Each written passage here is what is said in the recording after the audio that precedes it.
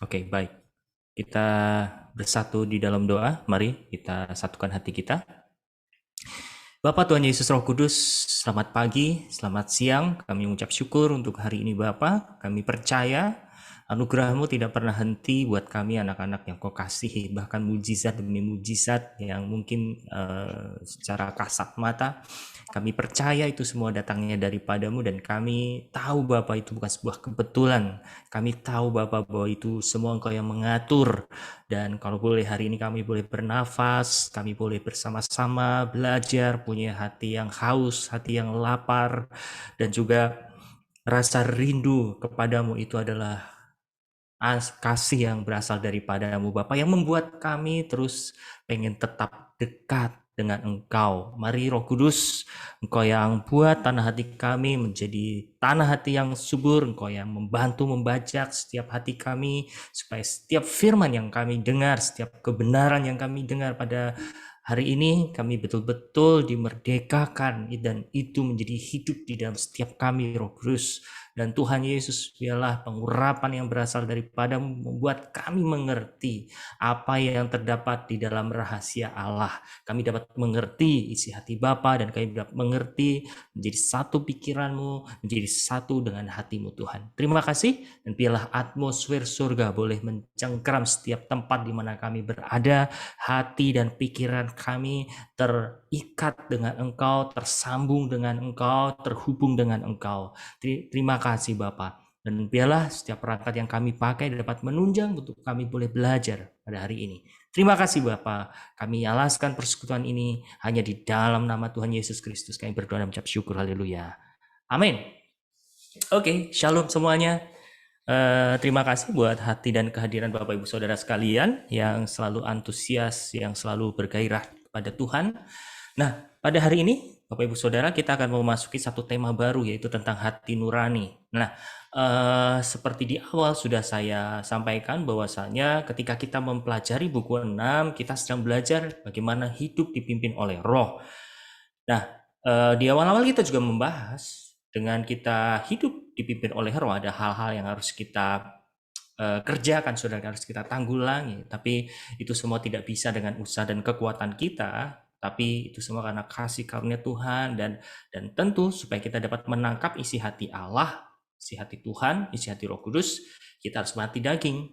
Tujuannya apa? Supaya kita bisa taat, kita bisa mengikuti apa yang Tuhan mau, apa yang Tuhan sudah taruh di dalam setiap hati kita. Sebab kalau kita tidak mati di dalam daging kita, saudara, yang kita sudah bahas lalu-lalu, buah-buah salib, maka kita hanya bisa mendengar. Nah, soal masalah mendengar bukan perkara yang sulit. Mendengar suara Tuhan adalah sesuatu hal yang seharusnya sudah biasa kita dengar. Hanya saja ketika kita mendengar dan menangkap apa yang Tuhan mau, nah kita perlu membedakan itu, kita perlu menguji itu. Dan pertanyaannya adalah saat kita sudah berdoa, mendengar, apakah kita mau taat? Seperti itu ya.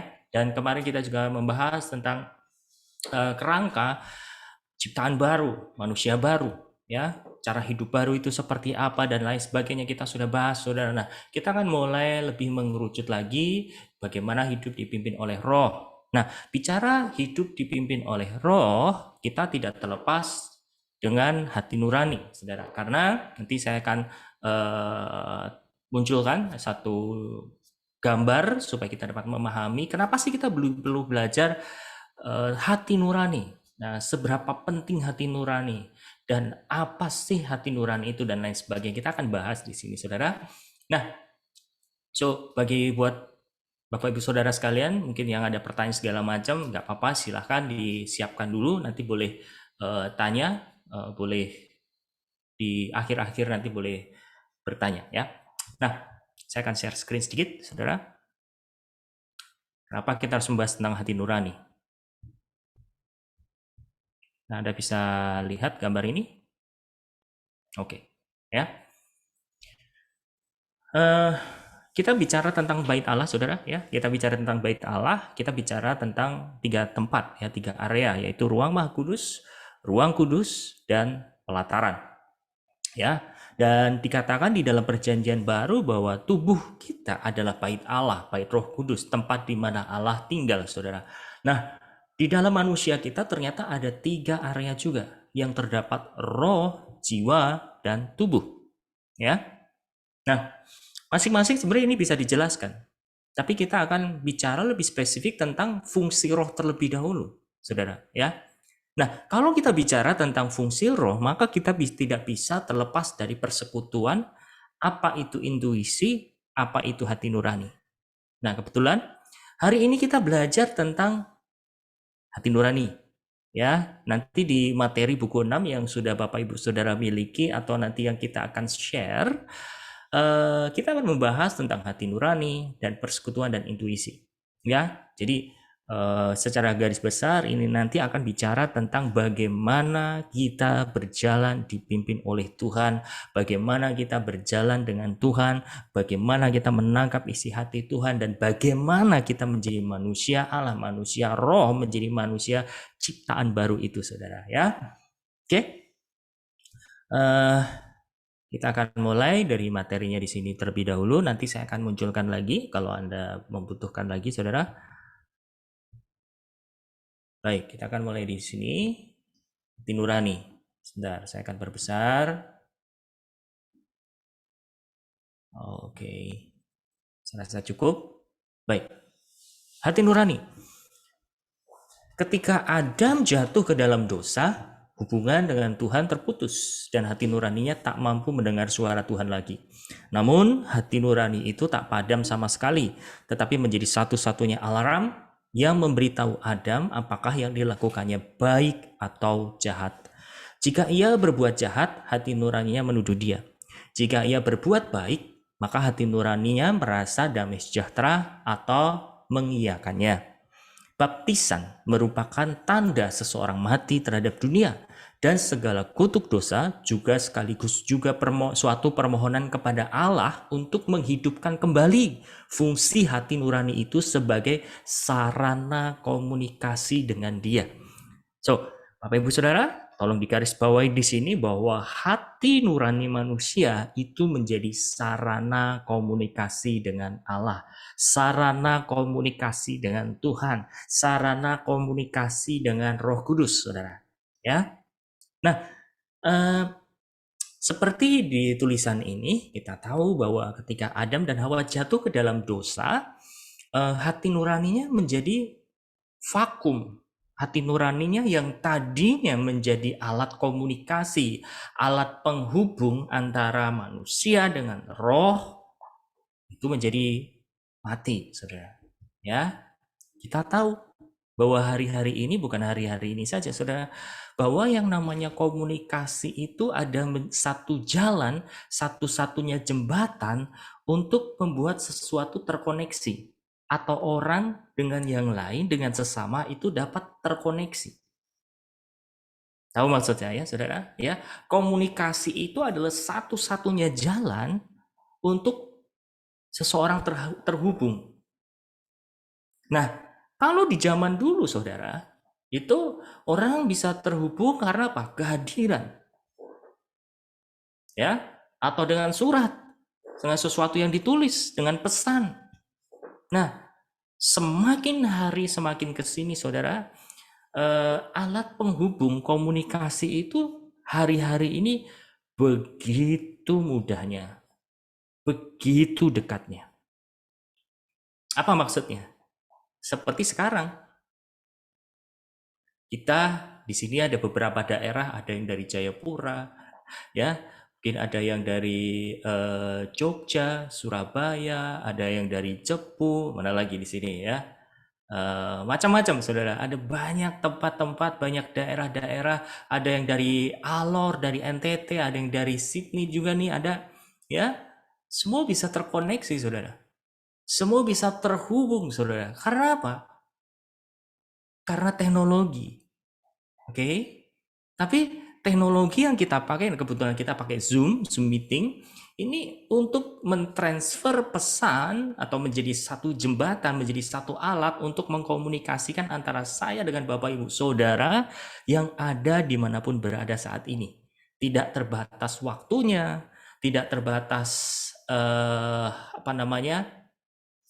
komunikasinya, hanya terbatas oleh apa, saudara? jarak, kan gitu.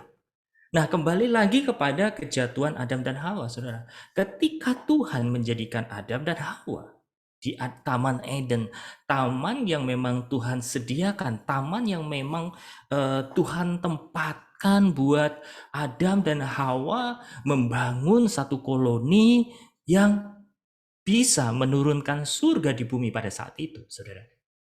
Nah, mereka, yaitu Adam dan Hawa, mereka bisa bersekutu langsung dengan siapa? Dengan Tuhannya, saudara.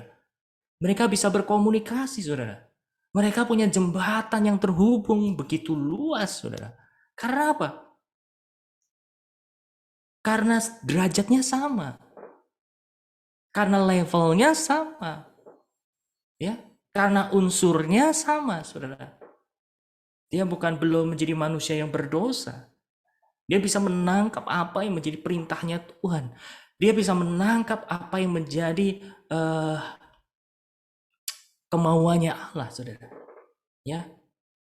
Nah, salah satu alat, kalau tadi saya bicara tentang banyak alat-alat komunikasi, ya setelah zaman dulu ada surat, ya mungkin zamannya Bapak Ibu sekalian, waktu zaman-zaman masih pendekatan dengan pasangan hidupnya, dengan suami dengan istrinya, surat-suratan gitu ya, nanti suratnya ditumpuk kayak ngaku siapa di sini yang ngumpulin surat-surat suaminya atau istrinya masih ada. Wih, Bu Esther masih ada ya.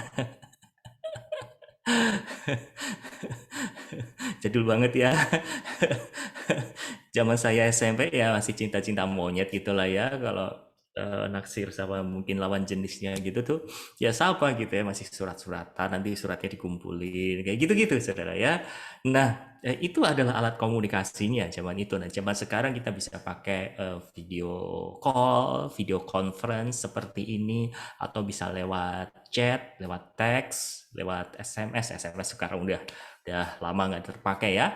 WhatsApp segala macam, bisa pakai macam-macam, Telegram, sinyal dan lain sebagainya, saudara. Nah, itu semua menggambarkan bahwa satu pihak dengan pihak yang lain itu perlu terkoneksi, oke? Perlu komunikasi dan perlu alatnya, saudara.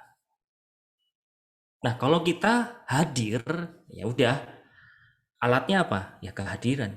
Kita ketemu secara langsung, saudara. Ya, tapi kalau kita tidak ketemu langsung, kita butuh satu alat, saudara. Nah, di dalam diri manusia, alat untuk menangkap suara Tuhan itu adalah apa, saudara? Hati nurani. Nah, masalahnya adalah ketika manusia jatuh ke dalam dosa, hati nuraninya apa, saudara? Mati. Hati nuraninya tidak berfungsi, saudara. Hati nuraninya hanya berfungsi sebagai alarm bahwa apa yang dia lakukan itu salah, apa yang dia lakukan itu benar. Dan jangan salah, saudara, bahwa manusia dimanapun juga, walaupun dia bukan orang Kristen, bukan orang percaya, hati nuraninya juga masih punya alarm. Yang apa? Yang menunjukkan bahwa dia salah atau benar. Nah, itu bedanya, saudara. Ya, jadi kita dapat satu kebenaran dulu gini. Dan pahami, saudara, bahwa bedanya hati nurani manusia yang belum dilahirkan dengan hati nurani yang sudah dilahirkan adalah apa? Hati nurani yang belum dilahirkan baru, fungsinya hanya untuk menjadi alarm, untuk menjadi sinyal apa yang dilakukan itu benar atau salah, saudara. Nah, ketika seseorang dilahirkan baru, ya melalui baptisan, nanti kita akan baca ayatnya. Pada saat kita memohonkan hati yang baru, saudara, di dalam Yeskiel 36 ayat 26 di situ jelas dikatakan bahwa kita diberikan roh yang baru, kita diberikan hati yang baru, supaya apa? Kita punya hati yang taat, hati yang nurut, saudara. Sama siapa? Sama Tuhan. Ya. Nah, bedanya apa dengan hati nurani yang lama? Hati nurani yang baru akan menjadi satu tools, satu alat untuk kita berkomunikasi dengan roh. Itu roh Allah, Bapa, Yesus, Roh Kudus.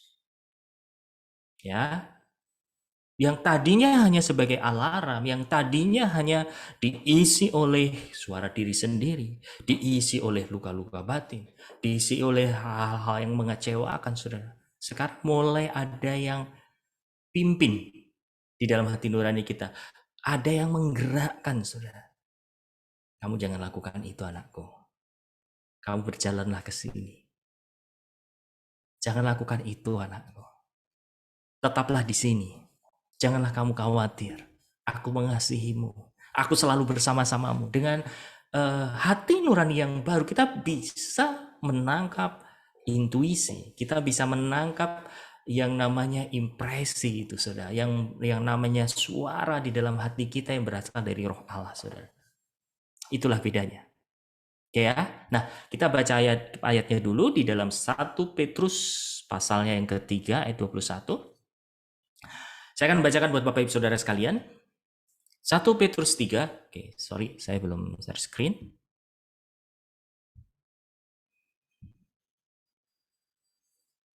1 Petrus 3 ayat 21.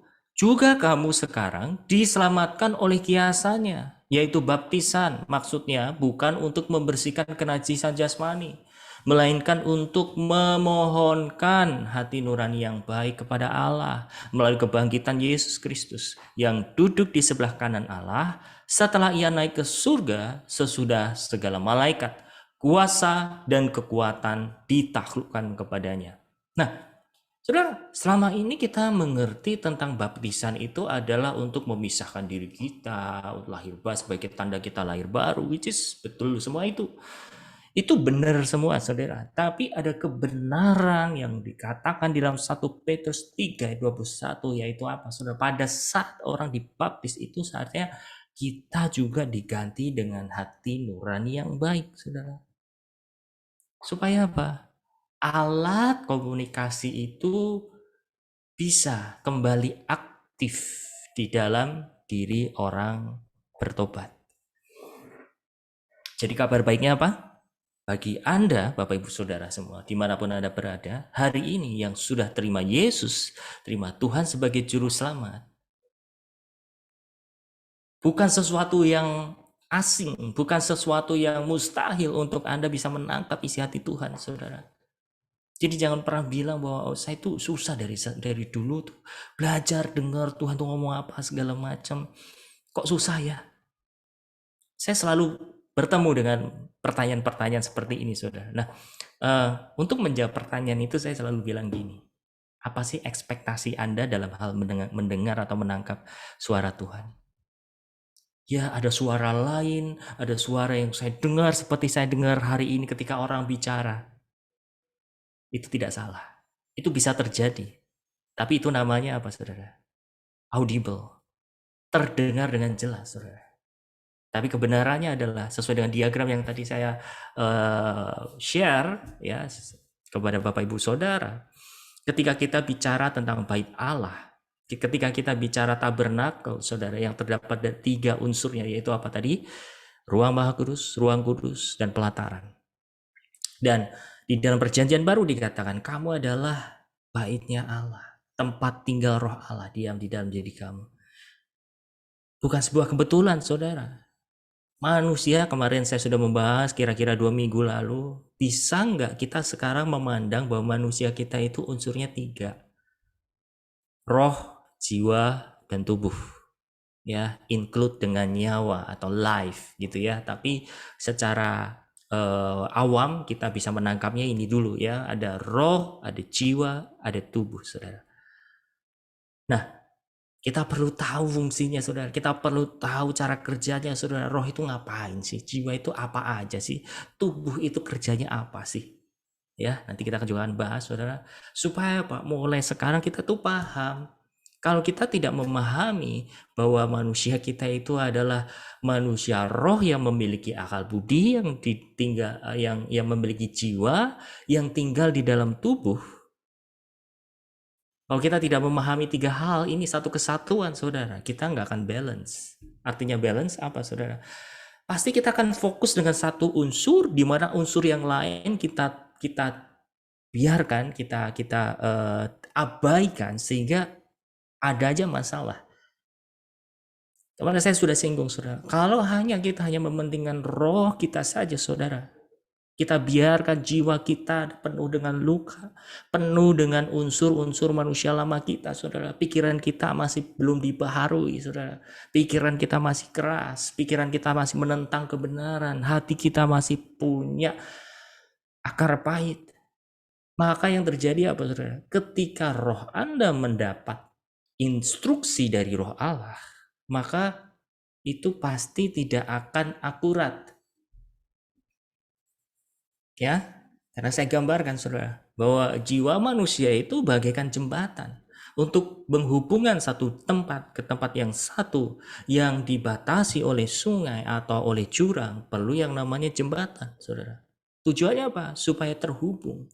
Sama, roh kita tidak bisa terekspresikan secara langsung atau bypass dari roh kepada tubuh. Karena dasarnya apa? Unsurnya roh, jiwa, tubuh. Nangkap sampai di sini, ya. Ketika roh kita mengekspresikan sesuatu yang dari roh Allah, roh kita mentransfer kepada apa, saudara? Jiwa kita. Jiwa kita mengolah, akal budi kita mencerna, saudara. Satu buktinya apa? Ketika Anda baca Alkitab. Ketika Anda mendengar firman, mungkin di dalam hati Anda terkecil itu menangkap sesuatu. Anda ngerti, Anda nangkep. Tapi kalau disuruh jelasin, apa ya? Saya sebetulnya tahu, tapi susah untuk dijelaskan. Pernah nggak Anda mengalami seperti itu, saudara? Di dalam hati terdapat, di hati Anda terdalam, Anda sudah menangkap, Anda mengerti maksudnya. Penjelasannya ngerti. Tapi kalau disuruh menjabarkan, Anda ketemu dengan kesulitan. Coba, saya pengen tahu, siapa yang pernah mengalami hal seperti itu? Pernah ya, semuanya? Why? Kenapa, saudara? Karena roh Anda sebetulnya menangkap sesuatu instruksi dari roh Allah. The problem is, jiwa kita nggak bisa menerjemahkan. Ya, saya kasih analogi lagi nih ya. Saya tipe orang yang tidak jago bahasa Inggris, tapi kalau mendengar, kalau membaca, so-so lah. Maksudnya itu masih bisa, walaupun tidak 100%. Ya, tapi saya latih terus, dengar baca, seperti itu supaya terbiasa terlatih. Nah, sama. Kayak seperti tadi pagi, ya, waktu saya coba olahraga dan dengerin khotbah, saya ambil dari hamba Tuhan di luar, saya dengerin khotbah selama kurang lebih 20 menit. Dia ngomong segala macam, saya ngerti apa yang dia omongin. Tapi kalau suruh saya ngomong, saya nggak ngerti.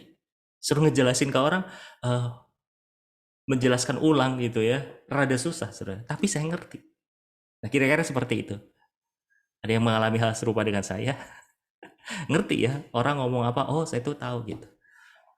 Tapi ketika kita mau ngomongin atau kita mau mengulang itu, kita punya satu masalah. Kira-kira seperti itu. Nah, roh dan jiwa kita tuh kayak gitu, saudara. Nangkep ya? Ketika roh Anda lah dilahirkan baru, saudara, Anda bisa menangkap apa yang Tuhan mau, apa yang Tuhan katakan, saudara. Tapi karena jiwa kita itu penuh dengan syarat hal-hal yang sifatnya duniawi, syarat dengan kepentingan-kepentingan daging, saudara. Mungkin sudah terkontaminasi dengan pikiran-pikiran yang sesat, pikiran-pikiran yang dunia, pikiran-pikiran yang hasil buah pengetahuan baik dan jahat, sehingga segala sesuatu apa yang didapatkan oleh roh kita, nih, otak selalu nyerang.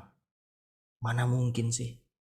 Pernah nggak di sini lagi belajar, Bapak Ibu Saudara lagi belajar bahasa roh, lagi awal-awal dapat bahasa roh, lagi orang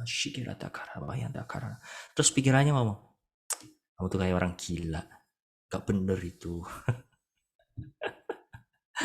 Atau lagi gini, Anda percaya ya ketika Anda berdoa tiba-tiba ada suara yang nyelonong, ada impresi yang datang di dalam hati, di dalam pikiran Anda tiba-tiba pop up, tiba-tiba muncul, tiba-tiba keluar, dan Anda percaya kok ini kayak suara Tuhan. Terus tiba-tiba ada suara lain yang bilang, enggak, itu suaramu sendiri.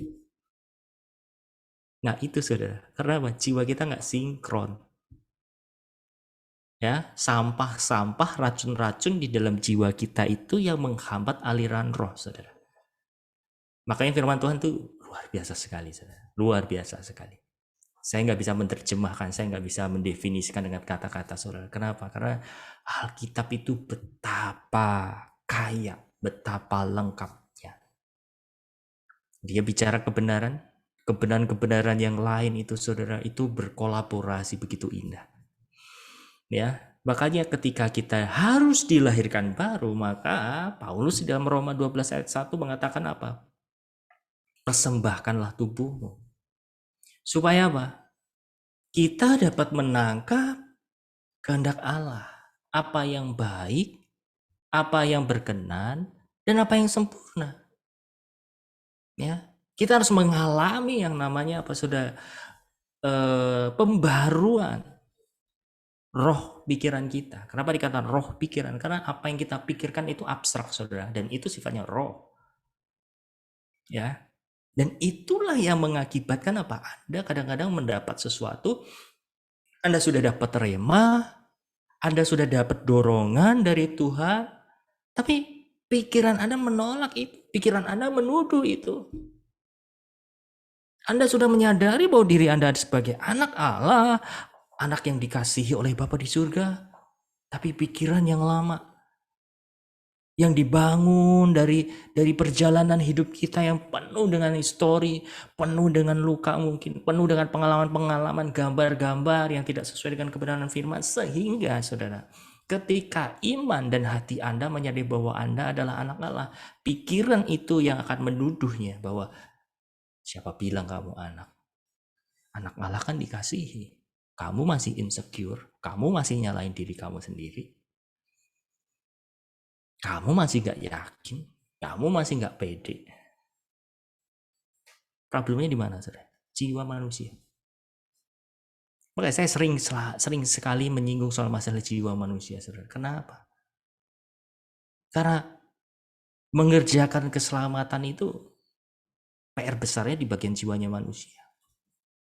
Saya nggak katakan di dalam rohnya manusia, bukan meniadakan, bukan meremehkan, saudara, bukan menyingkirkan, enggak. Justru saya terlalu percaya, saudara. Saya terlalu yakin dengan pekerjaan roh itu, absolutely.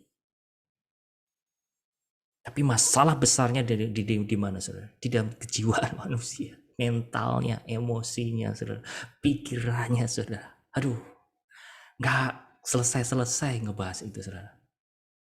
Ya, dan tahu nggak, saudara, bahwa kita itu sebenarnya membawa benih-benih apa ya? Benih-benih sakit jiwa. Maksudnya sakit jiwa bukan yang gila atau apa, enggak. Tapi ada problem di dalam jiwa kita, saudara. Problemnya kayak apa sih? Problemnya kayak gini ya. Kita seseorang nggak yakin dengan dirinya yang sudah dilahirkan baru, nggak yakin dengan apa yang mungkin diomongin, saudara. Kok kayaknya bener nggak ya? Jangan-jangan saya salah. Jangan-jangan ketika orang dengar saya, dia sedang ngomongin saya. Ketika kita lagi ngomong kayak gini, wah, dia lagi ngomongin apa ya? Jangan-jangan dia lagi nilai-nilai saya. Itu masalahnya di mana? Di dalam jiwa. Ketika Anda mau share, atau mau berbagi, ketika Anda mau menyampaikan sesuatu, ketika Anda mau tanya, ketika Anda mau tergerak oleh roh untuk mungkin mendoakan atau berdoa, saudara. Tapi jiwanya masalah. Padahal Roh Kudus sedang ngomong, kamu yang berdoa. Enggak. Biar Bu Lydia aja deh, biar Bu Yuni aja deh. Kenapa? Problemnya di mental, problemnya di dalam jiwa manusia, saudara. Ya, itu loh. Dan masih banyak lagi, saudara. Tadi saya berani bilang bahwa jiwa kita sebagai manusia itu bawa benih-benih yang bawa sakit gitu loh. Makanya kita harus bertumbuh di dalam kedewasaan Kristus, kita bertumbuh di dalam keserupaan Kristus, supaya apa, saudara? Kita menjadi pribadi yang secure, pribadi yang aman. Pribadi yang aman itu pribadi yang gimana sih? Bukan serta-merta gini loh, pribadi yang aman itu bukan berarti pribadi yang selalu berbuat kesempurnaan. Pribadi yang aman itu adalah orang yang fair gitu loh. Orang yang ya udah kebenarannya seperti ini. Kalau memang itu salah ya diakui gitu loh. Kalau ini harus diputuskan nanti nggak mendatangkan satu konsekuensi atau satu resiko, ya udah akui. Nah, nggak apa-apa Ibu Saudara. Sering karena kita gini. Kan kita deh, saya dulu gini ya. Saya suka jaga perasaan orang, which is bagus. Jaga perasaan orang emang harus ya. Tapi ini loh, kalau ada masalah di dalam kejiwaan kita tuh akhirnya gini. Karena saya nggak mau saya dikatain, saya dinilai enggak, saya nanti diomongin begini dan begitu. Akhirnya apa? Udah, saya menjadi pribadi yang justru mohon maaf, fake, palsu. Pribadi yang nggak enak ah. Nanti kalau saya ngomong, nanti dia begini. Nah, saudara, beda tipis dengan apa? Dengan jaga perasaan atau jaga perasaan diri sendiri nih. Nah, maksud saya, saudara. Saya dulu menjadi orang yang tidak tegas, menjadi pribadi yang ya mungkin karena faktor apa ya, kebiasaan, faktor karena mungkin budaya segala macam gitu ya, faktor dari jalan hidup saya segala macam, saudara. Jadi kayak saya tahu orang yang di apa ya, orang yang mendengar terus terang tuh nggak enak, orang yang dikoreksi tuh nggak enak segala macam. Makanya saya nggak mau ngoreksi orang biar supaya saya nggak dikoreksi. Saya nggak akan ngomongin orang demi kebaikan, walaupun itu demi kebaikan gitu ya. Karena apa? Diomongin orang itu juga nggak enak dan lain sebagainya, saudara. Akhirnya apa? Kita mengistilahkan jaga perasaan orang, tapi dari alasan utamanya atau akarnya apa? Punya problem di dalam jiwa kita. Kita nggak mau berterus terang, kita nggak mau menyampaikan apa adanya karena apa? Kita lagi jaga perasaan kita sebetulnya. Bisa nanggap esensinya, saudara. Itulah pribadi yang secure. Karena itu adalah masalah kejiwaan manusia. Nah, kembali lagi Bapak Ibu Saudara. Kenapa kita lebih banyak bicara atau saya lebih banyak menyinggung soal masalah kejiwaan manusia? Karena penyakitnya itu di situ. Lemahnya di situ. Itu yang harus banyak disembuhkan, yang diperkuat harus diperkuat, yang harus ditanggalkan supaya apa saudara? Jiwa kita menjadi satu bejana, satu wadah bisa mengekspresikan roh. Amin. Jadi kalau kita mau ngomong tentang roh, kalau kita ngomong bicara tentang pimpinan roh, saudara, kalau kita ngomong tentang pelayanan roh dan lain sebagainya, kita harus beres dulu jiwa kita, saudara. Karena kalau kejiwaannya masih luka, nanti ya saya dapat Tuhan begini. Nanti giliran kita kerja secara tim, terus anggota timnya itu mendapat sesuatu yang berbeda, kita bisa berantem. Saya dapat dari Tuhannya A, orang itu ngomongnya B. Dia mah mungkin ada tuh. Dan itu nggak mau diselesaikan, akhirnya apa? Dibawa ke belakang dan terusnya menjadi asumsi-asumsi dan akhirnya apa? Udah terluka deh. Bayangkan saudara, iblis itu menipu segala macam dengan cara-cara yang kadang-kadang tuh kayak orangnya rohani saudara. Tapi apa? Itu menjerumuskan kita. Amin.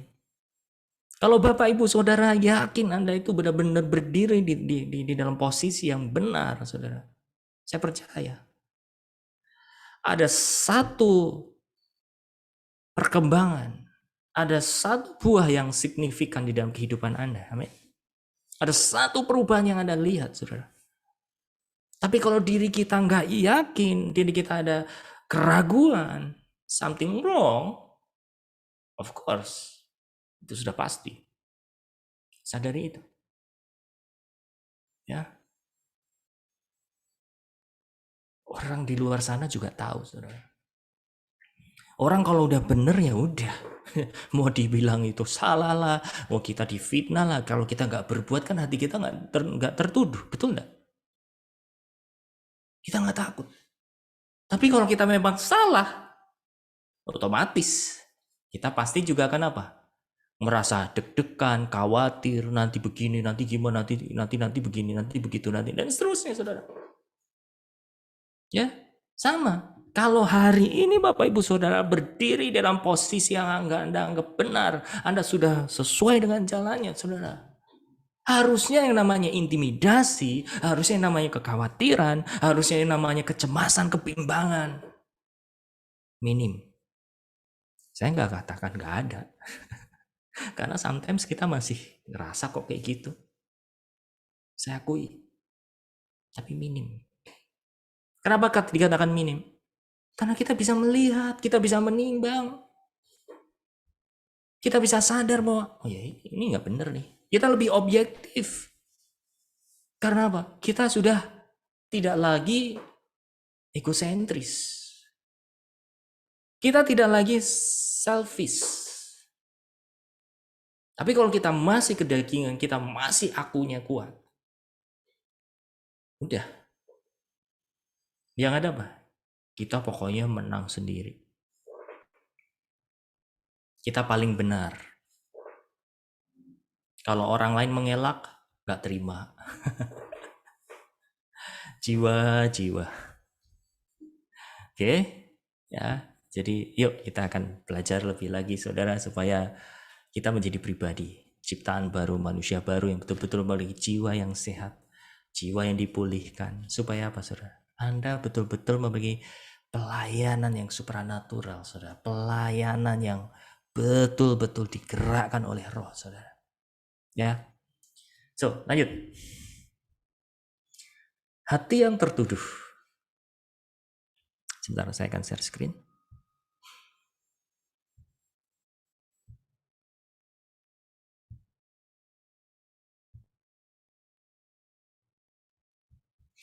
Untuk mendengar suara Tuhan diperlukan keadaan hati yang tak tertuduh. Perhatikan di sini ya. Untuk mendengar suara Tuhan diperlukan keadaan hati yang tak tertuduh. Bersihkan dari tuduhan kurang ini dan itu, bereskan dahulu dengan menyangkal diri. Perhatikan, catat, menyangkal diri, menolak semua kedagingan. Orang yang tidak sungguh-sungguh bertekad menyangkal diri dan hidup dalam roh selalu diganggu oleh tuduhan-tuduhan di hatinya. Tiap kali harus berjuang melawan tuduhan yang melelahkan. Lama-kelamaan ia akan menjadi enggan bertanya kepada Roh Kudus. Mereka yang menyangkal diri dan menjadi satu dengan Yesus, hidup dalam damai dan semakin lama semakin sensitif terhadap suaranya. Saudara tolong catat ini ya. Yang menghambat kita menangkap isi hati Tuhan adalah apa? Hati nurani yang menuduh. Itu tadi ya. Nah, hati yang menuduh itu faktornya apa saja? Coba saya ajak Bapak Ibu Saudara discuss di sini. Menurut Bapak Ibu Saudara, yang membuat hati Anda tertuduh itu apa yang Anda alami? Siapa yang coba buat jawab? Kita akan kumpulkan nanti kita akan definisikan. Kira-kira apa saja yang membuat hati orang merasa tertuduh itu faktornya apa? Dosa, Mas. Mengasihi diri sendiri.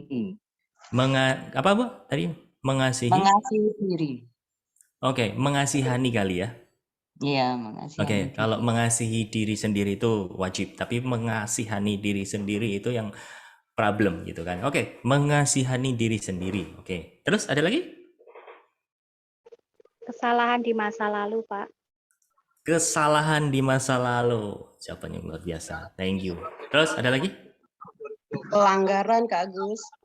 Melakukan pelanggaran. Betul sekali. Ada lagi? Di halaman 5 tersebut tadi Ya, kesimpulannya melakukan dosa masa lalu. Oh, melakukan dosa masa lalu. Ya, betul Pak. Betul. Ada lagi? Sekarang Iya. saya akan masuk ke ranah Kamis Polsek, Pak. Hah? Rasa dihakimi terus. Rasa dihakimi terus. Oh, ngerasa bersalah gitu ya. Oke, lanjut. Ada lagi? Penilaian orang lain. Penilaian orang lain. Oke, bisa. Ayo lagi, kita kumpulkan sebanyak-banyaknya. Yang pernah mengalami, yang mungkin sering dialami, atau sudah dialami. Ego kali ya, Pak? Hah? Ego. Ego, oke, karena egonya masih eksis. Bisa lagi. Apa yang sering menuduh hati manusia itu? Trauma. Trauma, bisa. Ini kan kejadian masa lampau gitu ya. Oke, yang belum tersembuhkan, bisa. Dosa. Dosa, Mas. Dosa, oke, dosa masa lalu, dosa masa kini. Bisa, sangat-sangat bisa. Ayo, ada lagi nggak? Ketidaktaatan. Ketidaktaatan, oke, karena Takut pelanggaran. Hah? Takut. Takut, oke, bisa karena takut. Oke, takut karena rasa bersalah gitu kan, sama. Nah, ini sudah banyak sekali, saudara. Dibully kali ya. Dibully, bisa. Nah, coba saya akan rangkum ya, Bapak Ibu Saudara ya. Tapi apa yang tadi Bapak Ibu Saudara jawab itu semua, iya, itu faktor-faktornya. Yang pertama yang membuat orang tertuduh itu karena apa? Satu, karena dosa itu tadi. Ya, dosa itu membuat kita melanggar, membuat kita jauh, membuat kita takut, tapi faktornya apa? Dosa. Gitu ya. Kemudian yang kedua adalah yang tidak kalah. Mendasarnya adalah apa? Self image. Gambar diri. Ini yang sering nuduh nih, saudara. Gambar diri itu anaknya banyak. Anaknya banyak. Anaknya kayak apa aja? Maksudnya self image ini yang menjadi faktor utamanya. Yang mengakibatkan apa, saudara? Itu tadi. Takut karena diomongin orang, dibully, karena dibully, terus dituduh terus, apalagi saudara, diomongin orang, apalagi nggak yakin, takut salah, hidup dalam kebersalahan. Itu faktornya apa, saudara? Self image yang masih banyak lukanya. Ini dulu pernah saya bahas. Tapi Wadi, kalau Bapak Ibu Saudara membutuhkan, nanti kita akan bahas lagi, saudara ya. Tapi ini yang betul-betul menjadi salah satu menjadi elementerinya selain berbuat dosa itu tadi, selain dosa. Ya. Nah, itulah yang dua hal itu yang kuat mendasari, saudara. Jelas kalau dosa yang tidak yang melanggar perintah Tuhan, yang melanggar dosa masa lalu segala macam, ya. Itu pasti akan kayak itu maju mundur. Atau dosa yang belum selesai, saudara. Satu lagi saya tambahkan karena apa? Memori masa lampau yang masih luka. Yang terus terngiang-ngiang. Mungkin dulu orang tuanya ngomong, emang dasar kamu tuh emang bakal anak yang gagal. Kamu itu gak punya masa depan. IQ-mu jongkok dan lain sebagainya. Itu mengakibatkan apa, saudara? Orang akan ciut. Karena gambar dirinya balik-balik kan, self image-nya dirusak, saudara. Rasa kebersalaan juga. Ya, yang terus-menerus menuduh. Yang mengakibatkan apa, saudara? Kita nggak berani, kita nggak yakin sama Tuhan, dan kita nggak yakin sama diri kita. Coba renungkan, saudara. Masih ada nggak bibit-bibit atau benih-benih itu ada di dalam diri kita? Saya sih jujur masih ada gitu loh. Cuman coba cek, apakah benih-benih itu masih kuat mendrive, mendorong hidup Anda untuk terus hidup banyak ketertuduhan, rasa kebersalahan, difitnah terus, kok kayaknya orang tuh ngomongin asumsi terus, segala macam. Kalau itu masih ada, saudara, datang sama Tuhan.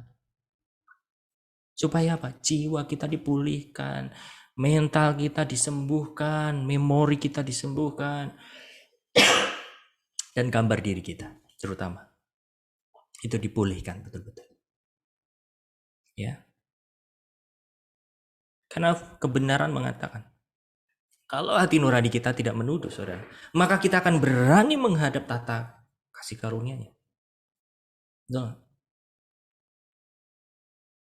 Nah, yang sering membuat anak-anak Allah ini takut, sungkan, enggan sama Tuhan karena apa? Selain gambar diri itu tadi. Tentang perbuatan. Tentang pelanggaran. Karena gini saudara, saya mau bilang. Kemarin kita sudah membahas. Firman Tuhan mengatakan bahwa jika benih ilahi itu tetap ada di dalam diri kita, maka kita tidak akan berbuat dosa lagi, kan gitu ya. Karena apa? Yang nggak berbuat dosa di dalam diri kita adalah benih ilahinya itu. Tapi manusianya kita, saudara, itu masih bisa berbuat dosa. Jadi kadang-kadang gini, kita itu berjalan di dalam dua sisi gitu ya. Sisi kita punya iman bahwa kita nggak berbuat salah, kita selalu benar. Tapi satu sisi kayak Paulus, apa yang aku nggak mau lakukan, itu yang malah aku lakukan, gitu kan. Apa yang aku jauhi, malah itu yang aku lakukan. Tarik-tarikan, saudara. Nah, maksud saya mau ngomong apa di sini? Ketika kita menjadi orang yang sudah bertobat, lalu kita masih bisa berbuat salah, solusinya adalah apa? Jujur sama Tuhan. Gak ada pintu lain, gak ada. Nah, disinilah Bapak Ibu Saudara akan mulai disembuhkan dari apa? Gambar diri juga. Disinilah Bapak Ibu Saudara akan dipulihkan statusnya sebagai anak yang dikasihi. Ya. Coba di sini yang menjadi orang tua. Ada punya anak yang mungkin sometimes nggak nurut, atau sometimes membuat Bapak Ibu Saudara itu juga terluka. Seluka-lukanya ada orang tua. Namanya anak, nggak bisa ditinggalkan. Betul. Saya walaupun saudara nggak berlakukan itu kepada keturunan secara darah daging, itu mungkin dalam bentuk mentoring gitu ya. Itu kalau saya nyadari bahwa oke, saya bapaknya, saya seperti bapak surgawi. Kalau dia anak, dia berbuat salah, ya udah, namanya anak. Harus apa? Ampuni. Amin. Milikilah perasaan itu, saudara. Kemarin kita juga sudah bahas level-level kedewasaan rohani. Apakah kita masih di dalam level ketertuduhan? Kita layak nggak layak? Apakah kita masih di dalam level, kalau saya melakukan ini, Tuhan senang. Kalau saya tidak melakukan itu, Tuhan marah. Atau selebihnya, kita sudah level diri di dalam level sebagai anak. Ya. Maksud saya gini, saudara. Kalau ada hati yang menuduh Anda, cepat bereskan. Mungkin saat kita marah, saat kita lagi cemas, saat kita lagi stres, itu biasanya untuk menangkap suara Tuhan susah. Karena apa? Terlalu berisik. Betul nggak? Makanya banyak pengalaman yang dibagikan kepada saya, baik itu pengalaman orang lain maupun pengalaman saya, lebih banyak dia akan mengalami persekutuan dengan roh pada saat apa? Mereka sedang beraktivitas. Cara spontan, tiba-tiba muncul, tiba-tiba nongol. Betul nggak? Saat mungkin lagi Anda masak, mohon maaf, mungkin pada saat Anda lagi di kamar mandi, mungkin Anda lagi bersihin rumput, mungkin Anda lagi di jalan, dan lain sebagainya. Kenapa sih? Bisa spontan tiba-tiba Anda lebih bisa menangkap banyak kalau lagi Anda beraktivitas. Karena sebetulnya frekuensi otak atau pikiran kita itu lebih netral gitu loh. Lagi landai. Tapi kalau saat kita lagi takut, saat kita itu lagi banyak pikiran, saat kita itu justru kayak memaksa, ayo Tuhan, kau yang ngomong, kau Tuhan yang ngomong, aduh apa ya. Justru apa? Kepanikan terjadi. Frekuensi di dalam otak kita, pikiran kita terlalu tinggi. Tapi pada saat Anda beraktivitas, Anda nggak lagi fokus mungkin sama masalah Anda. Anda lagi enjoy dengan apa yang Anda lakukan. Suara Tuhan lebih gampang didengar. Karena apa? Aktivitas jiwa Anda landai. Kecuali kalau memang aktivitas Anda itu memang hektik banget, buru-buru, ya. Banyakan pikiran segala macam, ya itu susah juga.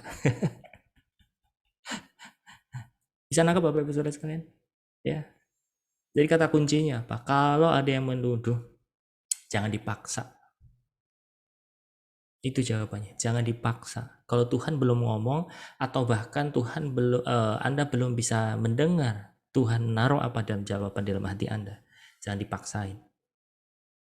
Kalau ada hati nurani yang menuduh, bereskan dulu. Basuh dengan darah Yesus hati Anda, ya, supaya hati Anda betul-betul kudus. Dan kalau ada salah ya minta ampun. Terus apa lagi? Kalau memang lagi kacau segala macam, sometimes saya juga masih mengalaminya. Apa yang saya lakukan? Saya nggak paksain untuk chatting sama Tuhan. Tapi apa? Enjoy aja, mungkin dengan dengerin pujian penyembahan. Ya, tiba-tiba aliran kasihnya Allah itu turun. Dan itu membuat hati kita menjadi tenang dan saya bisa mendengar Tuhan lagi. Cakep ya? Oke, kita baca ayatnya.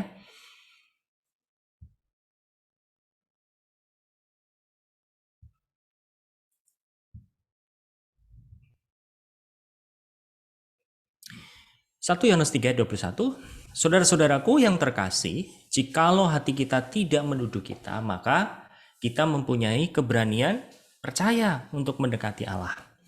Dan apa saja yang kita minta, kita memperolehnya dari Dia. Karena kita menuruti segala perintahnya dan melakukan apa yang berkenan kepadanya. Ibrani 10 ayat 22 dikatakan, karena itu marilah kita menghadap Allah dengan hati yang tulus ikhlas dan keyakinan iman yang teguh. Karena hati kita telah dibersihkan dari hati nurani yang jahat dan tubuh kita telah dibasuh dengan air yang murni. Jadi saudara, kebenarannya adalah ini. Kalau hati kita tidak menuduh, maka kita punya keberanian percaya. Maka dealing dulu hati nurani Anda. Kalau tidak landed dengan baik, tidak mendarat dengan baik, ya, bereskan apa yang perlu dibereskan, ampuni kalau ada yang perlu diampuni, lepaskan kalau perlu dilepaskan, bayar kalau perlu dibayar, tinggalkan kalau ada yang perlu ditinggalkan, akui kalau perlu ada yang diakui, saudara. Kenapa? Itu bentuk hati yang tulus, itu bentuk hati yang murni, saudara, hati yang fair. Ya. Dan dikatakan karena itu malah kita menghadap Allah dengan hati yang tulus. Kata kuncinya hati yang tulus, hati yang ikhlas, iman yang teguh. Kenapa? Karena hati kita dibersihkan. Ya, makanya dibilang Amsal bilang jagalah hatimu. Itu betul sekali. Sering kita mendengar itu, saudara, ya. Jaga hati. Dan firman Tuhan yang lain mengatakan apa? Kuduskanlah Kristus di dalam hatimu menjadi Tuhan. Apa artinya? Jadikan Tuhan, jadikan Kristus Tuhan Allah di dalam hati kita. Apa maksudnya, saudara? Kalau Anda menempatkan Kristus di dalam hati Anda, saya percaya. Kalau mau ngomongin orang, fitnah orang, asumsiin orang, Anda akan takut. Betul nggak? Kenapa? Karena kita menempatkan Kristus di dalam hati nurani kita. Kalau kita menempatkan hati nurani, menempatkan Kristus di dalam hati nurani kita, saudara, Anda kalau mau bohong pasti takut. Betul nggak? Kalau Anda menempatkan Kristus di dalam hati nurani Anda, kalau Anda mau bersikap licik, Anda bawa motivasi, pasti nggak nyampe. Betul nggak? Kalau Anda menempatkan Kristus di dalam hati nurani Anda, saudara, kalau Anda mau palsu, nggak bisa.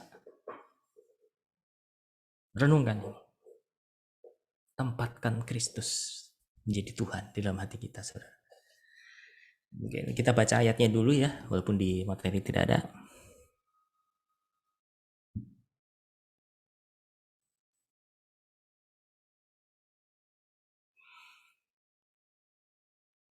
Satu Petrus pasal 3 ayat 15. Mungkin yang sudah ketemu saya minta tolong untuk membacakan buat kita semuanya.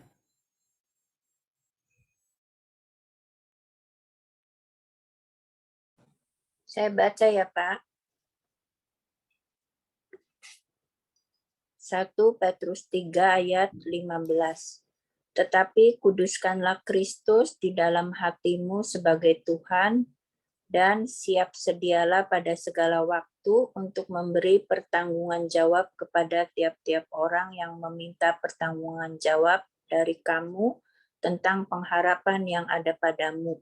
Tetapi haruslah dengan lemah lembut dan hormat. Amin.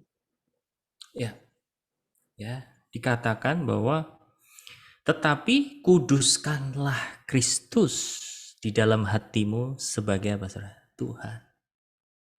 Kuduskanlah, apa sih arti kuduskanlah? Ada yang mau bantu jawab? Kita diskusi. Arti dikuduskan itu apa sih?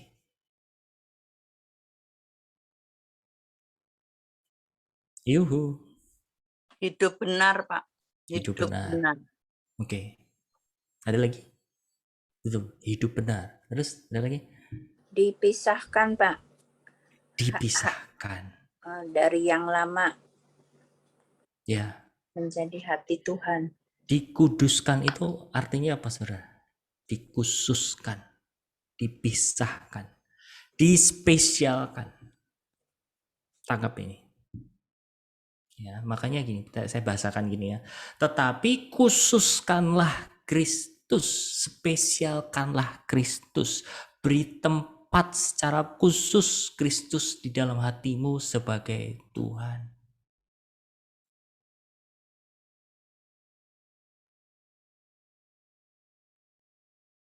Makanya ketika kita menempatkan Tuhan spesial di dalam hati kita, saudara. Seperti tadi saya bilang, Anda kalau mau berbuat salah, Anda pasti akan hormat. Walaupun mungkin nggak dilihat orang, betul nggak?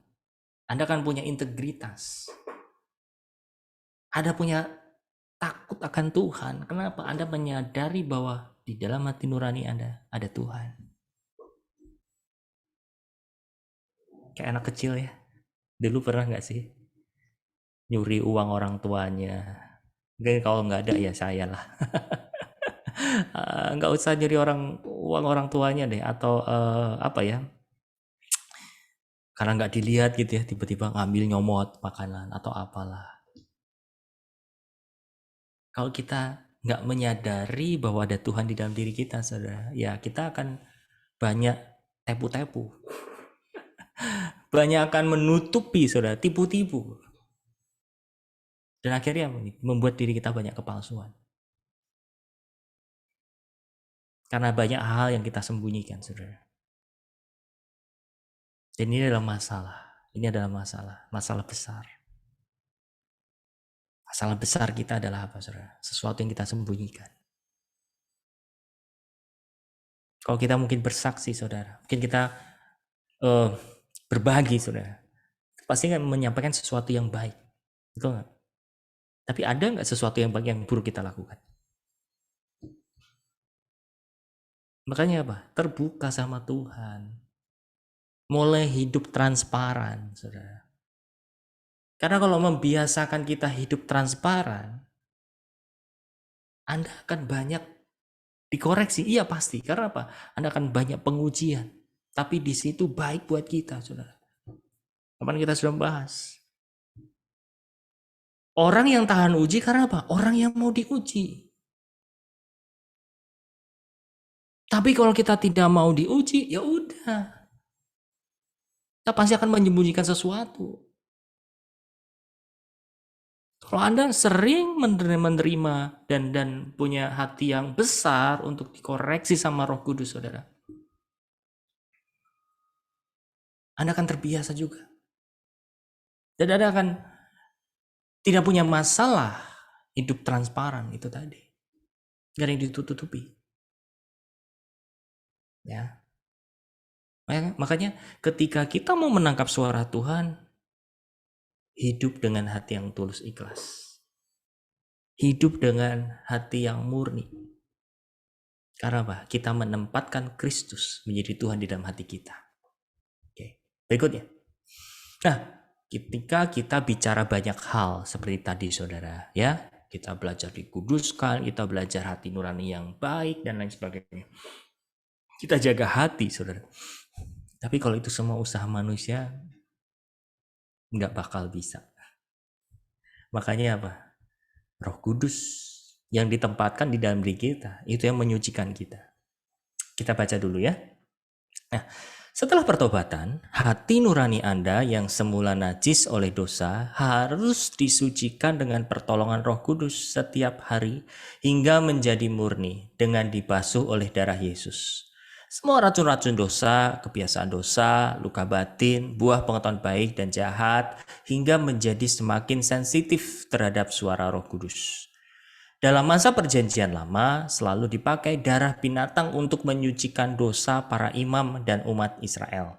Tetapi sebenarnya mereka hanya melakukan secara simbolik sebagai gambar dari darah Yesus yang sungguh-sungguh menyucikan seseorang.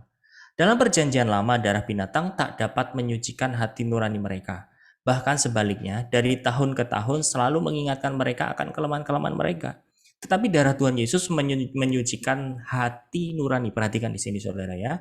Tetapi darah Tuhan Yesus menyucikan hati nurani kita dan menjaganya terus-menerus dalam keadaan suci, murni, tak ada tuduhan lagi karena dosa. Tak seorang dapat memasuki alam roh. Ia akan tertahan di dalam dunia materi terus bila hati nuraninya tak disucikan dengan darah Yesus. Berdoalah sebagai berikut. Ini satu contoh ya, saudara ya. Roh Kudus, saya mempercayakan sepenuhnya diri saya dan hati nurani saya kepadamu.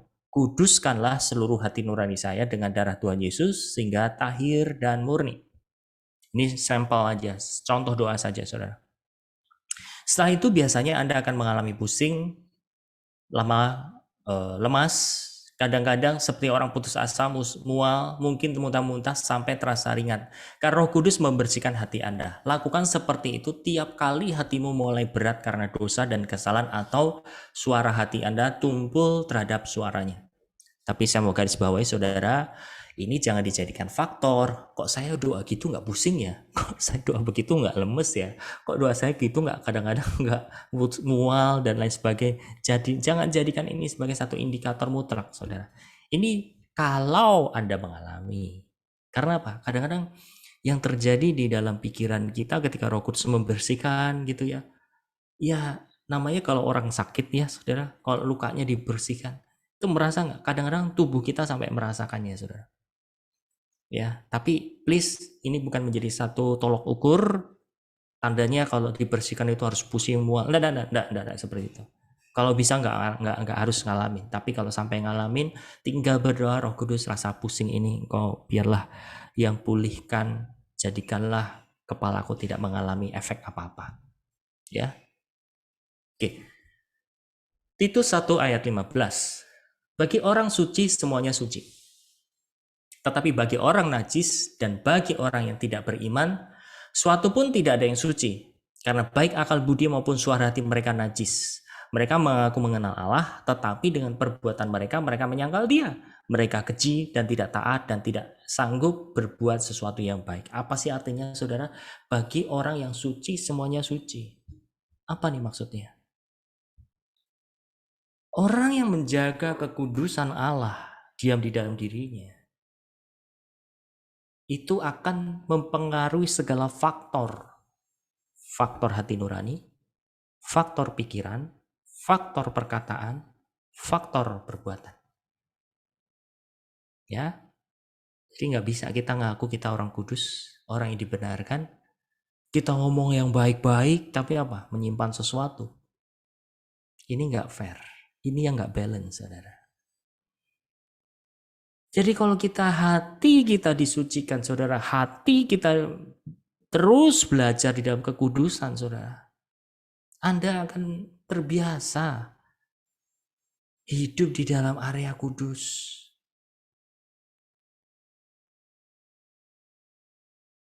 Tapi kalau kita tidak terbiasa hidup di dalam kekudusan itu, saudara, ya wajar kalau kita nggak tahan berada di sana. Ya. Makanya untuk menguji bahwa diri kita itu hidup di dalam kekudusan, hidup kita itu sudah aman atau belum, terbuka atau belum, indikatornya apa? Itu. Anda jaga nggak hati nuraninya? Karena Paulus tuh ngomong gini, aku senantiasa menjaga hati nuraniku, tetap kudus. Ya, kira-kira kalimatnya seperti itu. Apa sih artinya? Ketika kita menjaga hati nurani kita tetap kudus, saudara, seperti tadi saya bilang, Anda kalau mau berbuat salah, Anda kalau mau berbuat palsu, Anda kalau mau ngegosip, pasti akan ada sesuatu yang menolak di dalam hati nurani Anda, saudara. Ya, tapi sebaliknya, kalau memang dasarnya hati nuraninya itu kita lagi bermasalah, ya udah, pikiran kita bisa bermasalah, perkataan kita bisa bermasalah, sehingga perbuatan kita pasti juga akan melakukan sesuatu yang salah. Ya. Lanjut.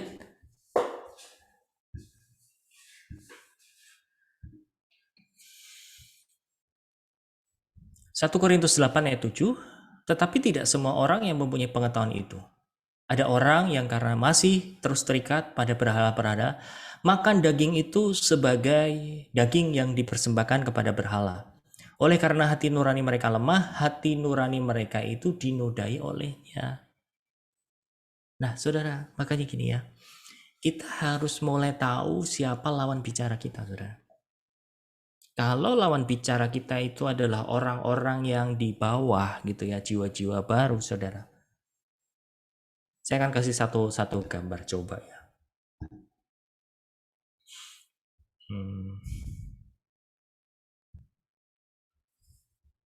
Kasih saya waktu sebentar ya. Saya coba cari satu gambar.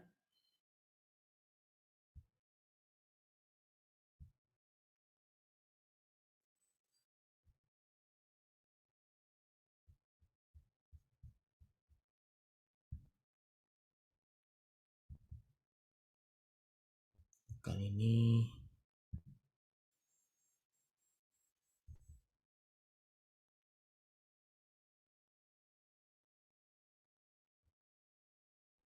oke, bukan. Sebentar, satu lagi. Ya, culture. Oke.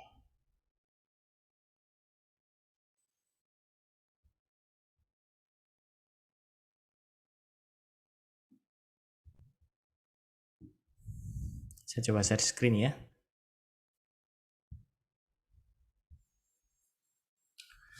Anda bisa lihat bentuk ini ya, Bapak Ibu Saudara ya. Ada gambaran segitiga. Di atas mengecil, mulai besar. Ini adalah tingkatan ya. Kalau di dalam gereja itu ada paling ujung adalah Tuhan Yesus. Ini adalah pemimpin gereja. Ini adalah tim kecil. Kemudian di sini ada pengerja-pengerja. Ini ada volunteer, ada pekerja-pekerja yang lepasan. Nah, ini ada jemaat umum, dan ini juga termasuk golongan jemaat umum. Maksud saya gini, saudara, kita harus bisa membedakan siapa yang kita ajak bicara. Kalau nih ya, Anda duduk sebagai eksekutif di sini, Anda punya tingkatan yang di atas, oke? Kita nggak bisa buka-bukaan loh sama yang di sini. Ngerti maksud saya? Ring kita itu hanya di sini atau di sini. Ya, kalau kita mau jujur-jujuran gitu ya, nggak bisa. Di sini langsung yang tertinggi ya, gembalanya ngomong sama jemaat yang baru. Anda ini begini segala macam, bisa luka dia. Tapi kalau pastor ini ngomong kepada eksekutifnya, kepada tim kecilnya, tim intinya, dia mengkoreksi, dia ngarahin, itu masih bisa diterima. Tapi kalau volunteer atau staff atau eksekutif ini tiba-tiba main hajar aja yang paling di bawah, saudara, banyak orang yang terluka. Ya. Nah, maksud saya gini, bicara hal ini supaya apa, saudara? Kita nggak memukul rata lawan bicara kita untuk menyamakan bahwa iman mereka sama dengan kita, standar kita sama dengan mereka. Ini kadang-kadang jadi masalah.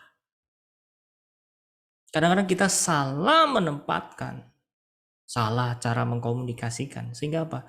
Orang yang mendengar bukan diberkati kadang-kadang, tapi malah apa? Mungkin merasa lelah, merasa muak, merasa, udahlah, kamu yang ngomong, kalau ngomong yang benar-benar aja deh. Mungkin Anda maksudnya itu baik, ngomongin kebenaran kepada orang-orang di sekeliling Anda. Mungkin baik mengarahkan anak untuk rajin berdoa segala macam, saudara. Tapi kita juga harus punya analisa siapa yang sedang kita ajak bicara. Jangan main hanya bicara A, B, C. Saya udah nggak makan daging lagi. Saya udah makannya itu kacang-kacangan. Saya udah makannya ini. Ketika orang tahu, kamu tuh orang Kristen ya. Orang Kristen tuh nggak boleh makan daging-daging segala macam. Nah, orang yang belum imannya ke situ, saudara, maka kok kita kayak orang seberang aja sih. Dan lain sebagainya, saudara. Nah, imannya itu masing-masing.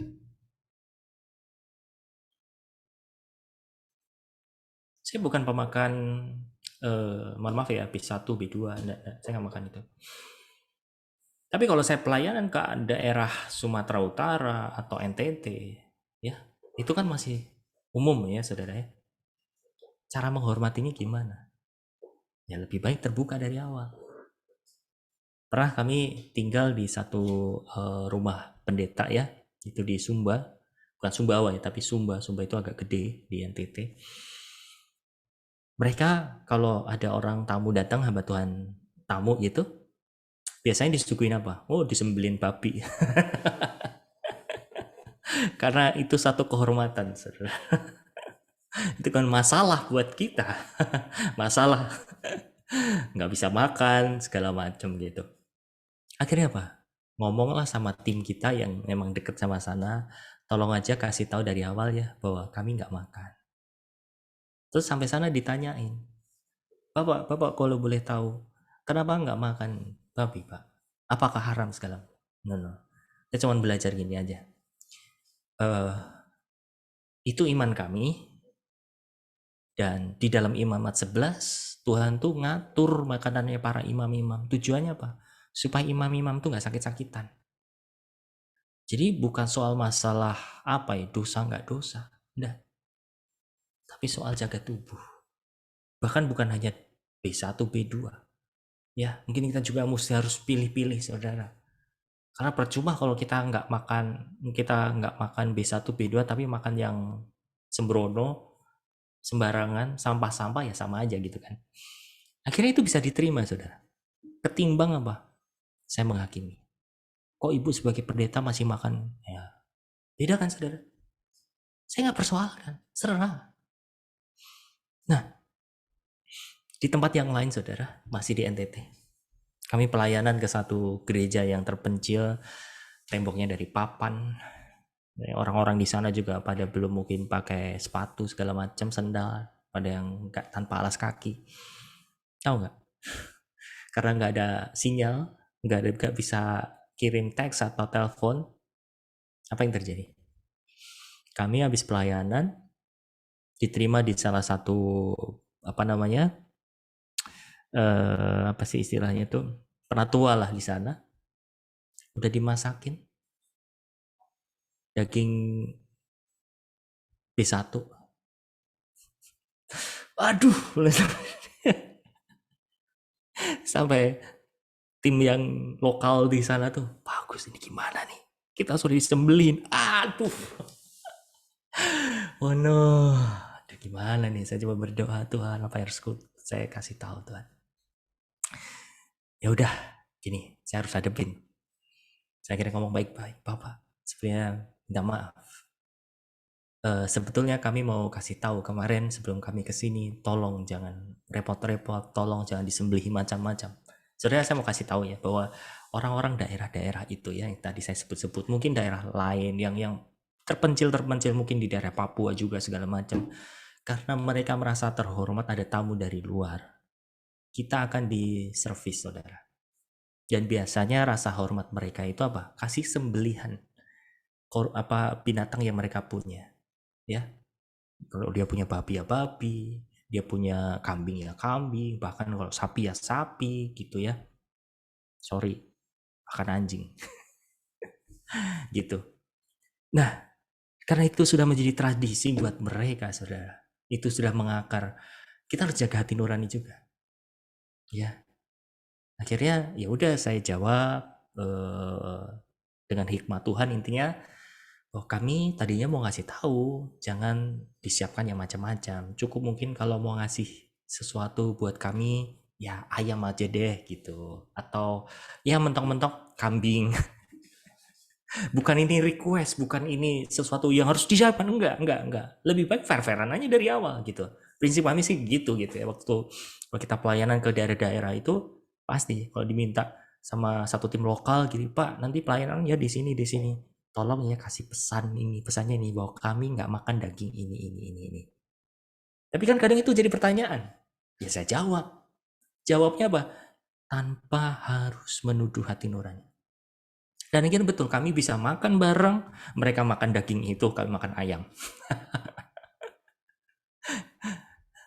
Pak, tapi saya nggak apa-apa nih Bang, ini silakan. Ya. Tapi itu tadi saudara, sama, ini prinsip yang sama Anda bisa lakukan untuk orang-orang mungkin di dalam rumah tangga Anda, dalam keluarga Anda. Kalau misalkan suami, istri, anak, orang tua Anda belum mengkhususkan diri untuk belajar hal-hal seperti iman Anda, jangan dipaksakan. Tapi Anda hidupi dulu. Transfernya pelan-pelan. Ya. Gini loh, janganlah memaksa orang tapi jadilah inspirasi orang.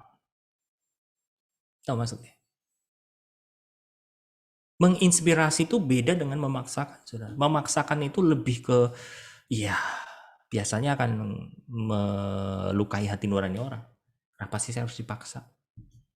Tapi kalau cara kita bijak, saudara, orang akan terinspirasi. Orang itu hidupnya begini ya, orang itu hidupnya begitu ya.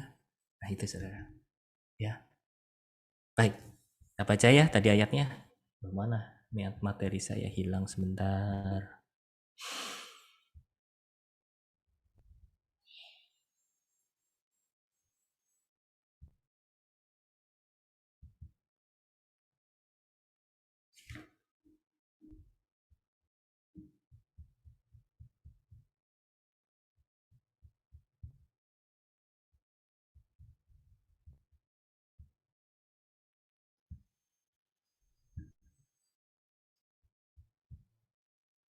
Oke, kita baca ayatnya.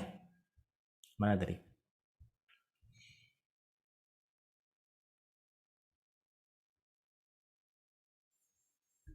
Ini. Makan daging itu sebagai daging yang dipersembahkan kepada berhala. Oleh karena itu hati nurani mereka lemah, hati nurani mereka itu dinudai olehnya. Ibrani pasal 10 ayat 1 dikatakan di dalam hukum Taurat hanya terdapat bayangan saja dari hal-hal yang akan datang dan bukan wujud dari hal-hal tersebut. Karena itu dengan kurban yang sama yang setiap tahun terus-menerus dipersembahkan, hukum Taurat itu tidak mungkin menyempurnakan mereka yang datang beribadah.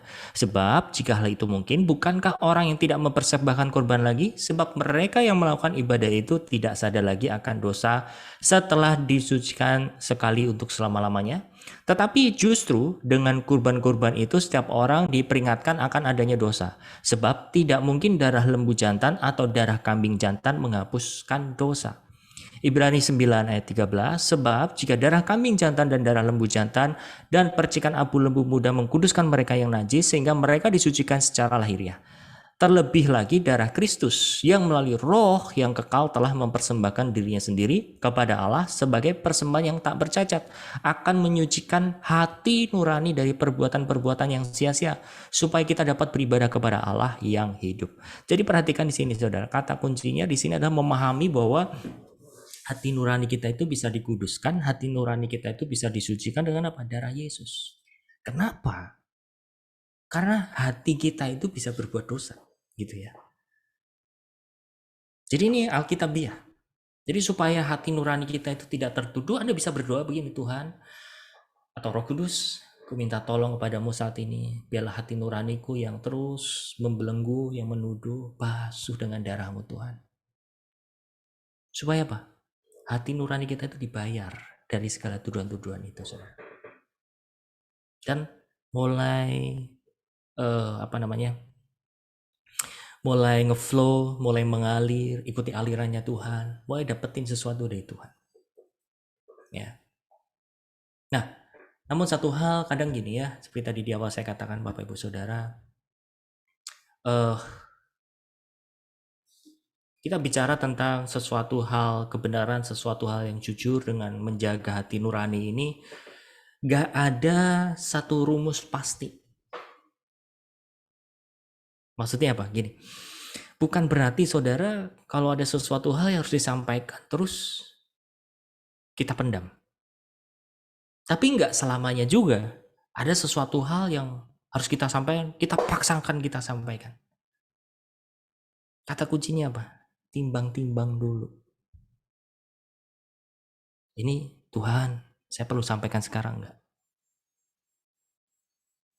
Saya pribadi saudara belajar untuk menyampaikan sesuatu mungkin tepat waktunya segala macam. Kadang-kadang masih salah kok.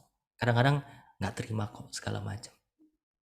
Tapi yang jelas apa? Miliki dulu hati nurani yang tulus ikhlas. Supaya apa saudara? Ketika kita menyampaikan sesuatu hal dari kejujuran kita, nasihat, saran kita, itu sumbernya dari hati yang tulus ikhlas. Bukan dari hati yang gemes. Beda loh ya.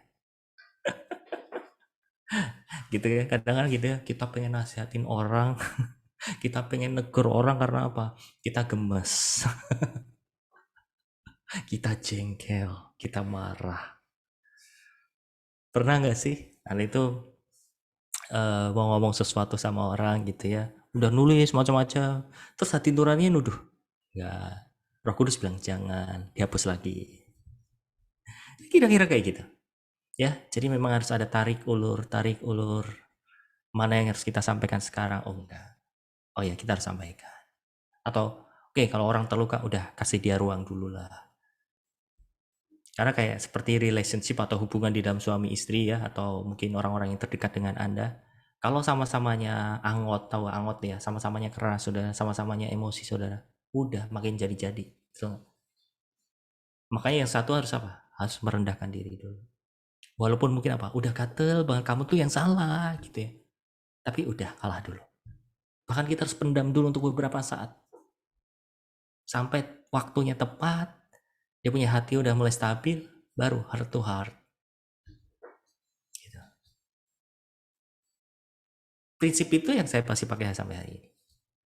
Kadang-kadang ngomong sama orang terdekat, yang biasanya saya bisa terbuka, nggak selamanya loh. Orang itu bisa nerima keterbukaan kita. Ya, jadi harus tunggu momentumnya. Momentumnya itu kita bisa dapat dari mana? Dengar lagi Roh Kudus. Nah, saudara, dan saya tutup satu kesaksian di sini. Ada beberapa orang yang konseling gitu ya, cerita soal masalah anak. Biasanya kalau orang tua cerita, terutama dari sudut pandang seorang ibu, seorang wanita kepada anaknya, itu problemnya adalah apa? Gini, orang tuanya udah, namanya orang tua kan mengasihi anak, betul nggak ya? Kadang-kadang nasihatin terus menerus. Nah, masalahnya adalah kalau anaknya ini laki-laki nih ya, ini yang seberangan saudara. Mungkin yang di sini punya anak laki-laki pasti paham, atau bahkan sama suaminya deh gitu. Kenapa orang suami saya, anak laki-laki saya itu kalau dinasehati malah dia ngelawan segala macam? Karena apa saudara? Satu, karena timing. Yang kedua, karena cara. Itu aja sebetulnya. Kan waktu itu kita sudah bahas ya, bahwa ada perbedaan yang mencolok antara laki-laki sama perempuan. Perempuan cenderung kalau nasihati, ngasih tahu itu ngulang. Tujuannya itu baik, supaya apa? Iya, kamu dengerin. Karena kalau kamu nggak dengerin, kamu nggak diingetin, kamu lupa. Masalahnya adalah kalau laki-laki itu sesuatu yang diulang-ulang, memetik emosionalnya. Repot ya. Tapi kita harus paham.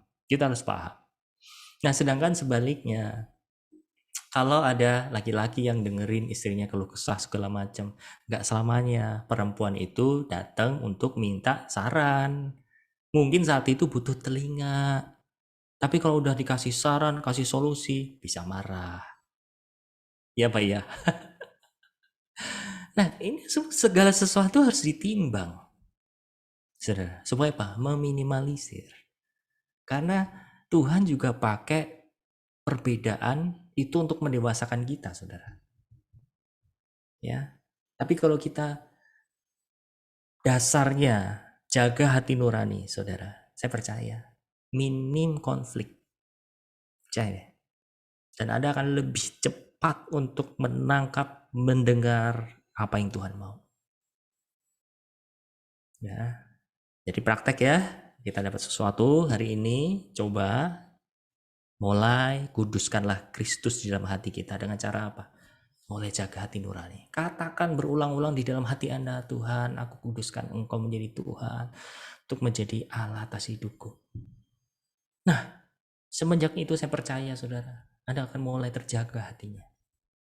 Kalau memang keceplosan, udah marah, udah emosinya, udah terlanjur meledak, ya udah tinggal apa? Selesaikan. Basuh lagi dengan darah Yesus. Percaya. Setelah itu Anda akan memiliki hati nurani yang betul-betul yang terjaga penuh dengan damai. Kan Anda semua udah tahu ya, penuhi Tuhan hatiku dengan damai sejahteramu. Ya Tuhan penuhi, tapi masalahnya apa? Hati kita bisa nggak jadi tempatnya?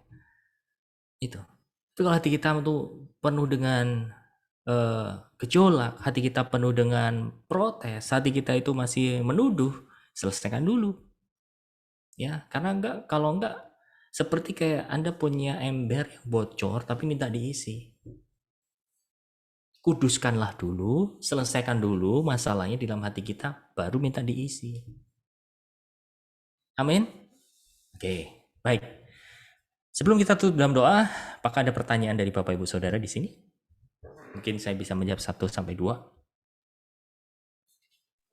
Saya, Pak. Silakan, Bu Eva. Ya, masalah makanan tadi, Pak. Masalah makanan. Ya.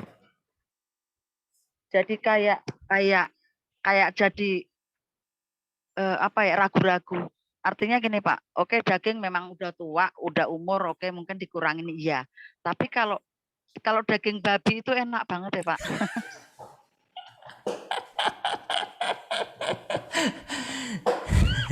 Itu alasannya apa ya, Pak? Kalau daging babi hamba-hamba Tuhan tuh kok nggak mau, Juk.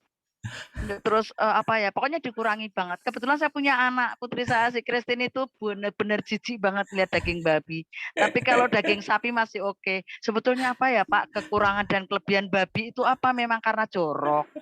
Apa memang karena apa? Satu. Yang kedua, lele, Pak. Itu di Alkitab di Perjanjian Lama itu lele. Kemarin saya jalan-jalan di danau gitu ya, Pak ya.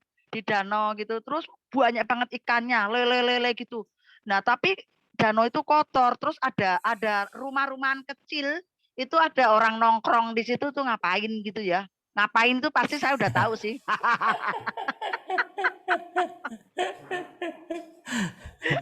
Akhirnya saya jadi jijik, Pak. Sekarang udah enggak kalau lele enggak restu saya bilang gitu. Ngasih Beli makan ada orang itu, Bu. nongkrong di tengah-tengah gitu ya, Pak ya. Makanya babi sama lele. Kalau patin saya nggak tahu, belum pernah lihat patin tuh maknanya apa. Karena di Perjanjian Lama itu yang nggak punya sisik, Pak. Itu mohon saya nggak paham, nun sewu. Mohon dijelaskan, Pak. Babi ki piye? Oke. Terima kasih pertanyaannya bagi babi panggang ya. Oke, ya intinya sih ada ya, Bapak Ibu bisa baca di Imamat 11 ayat yang ke berapa ya? Imamat 11 ayat 7 atau sekitaran itulah, itu tentang makanan-makanan yang boleh dan tidak boleh. Memang ini nggak bicara soal masalah haram ke haram segala macam, saudara. Tapi gini ya, kita harus pegang satu esensinya begini, saudara. Tolong tangkap esensinya atau arti maknanya yang terdalam.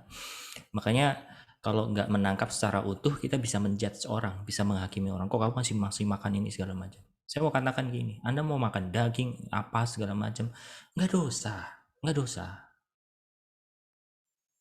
Tapi gini, hukum Taurat itu ada yang mendatangkan hukuman, ada yang mendatangkan sebab, ada yang mendatangkan akibat, gitu loh. Jadi larangan yang ada di dalam imamat itu tuh kalau kita langgar kita nggak dosa gitu, tapi akan ada efek samping. Efek sampingnya apa? Tubuh kita. Nanti deh satu saat kita akan membahas tentang roh, jiwa, tubuh secara lengkap gitu ya. Tapi untuk menjawab Bu Eva, kenapa kita nggak boleh? Kenapa babi nggak boleh segala macam? Jelas kalau di dalam imamat itu dijelaskan. Tapi kalau secara higienis, secara kesehatan, Ibu Eva bisa googling, Bu. Ya, banyak faktor yang mendukung di sini. Bayangin kalau kulit dimakan sehat nggak?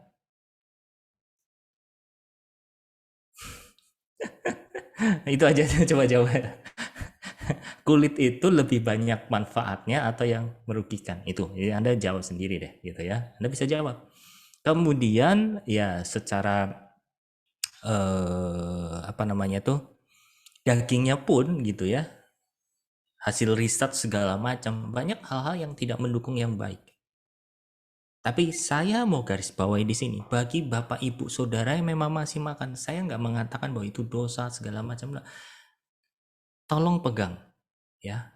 Tapi kalau Anda semakin menghidupi Tuhan, nanti bukan hanya soal masalah itu saja, Bu Eva.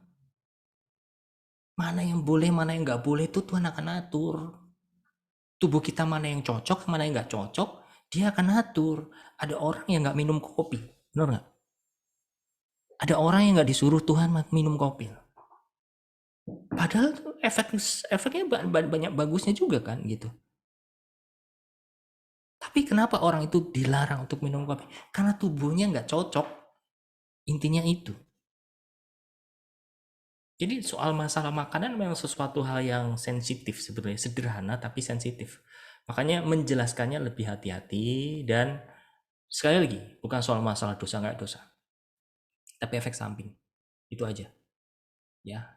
Jadi kira-kira itu Bu, banyak ya sebetulnya yang dilarang itu adalah ya yang tidak berkukuh belah ya kalau saya tidak salah. Terus kemudian kalau ikan yang tidak bersisik ya seperti lele, patin seperti itu, karena kalau menurut medis ikan-ikan yang tidak memiliki sisik itu kan sangat sensitif, dia terjangkit bakteri, kuman segala macam, dan mohon maaf gitu ya, tadi Bu Eva ngelihat dengan mata kepala sendiri. Saya udah lama sekali nggak makan lele, lama bertahun-tahun gitu ya. Kalau ditanya seafood sometimes, karena jujur saya pun juga masih belajar untuk pelan-pelan. Ya, saya sesuaikan dengan apa yang ini dulu gitu, yang saya mampu. Tapi kalau kita belajar semakin lebih ke dalam, makan Anda akan benar-benar diatur, bahkan bisa dikembalikan kepada awalnya. Makan buah-buahan, biji-bijian, ke situ. Kalau Anda bisa ke situ, good. Gitu. Tapi kalau Anda cuma arahnya cuma makan mau sehat tok, rohnya nggak dikasih hidup, sama saja. Nggak akan berguna. Kadang gitu ya. Kita udah ngerasa kitanya udah sehat, terus negur orang, kamu masih makan, orang Kristen harus ini segala macam gitu. Anda ngomongin masalah makanan, masalah Anda punya hubungan gak dengan Tuhan secara hidup? Hati Anda gimana? Itu. Makanya hal-hal yang luaran jangan dijadikan sesuatu hal untuk menohok iman yang lain.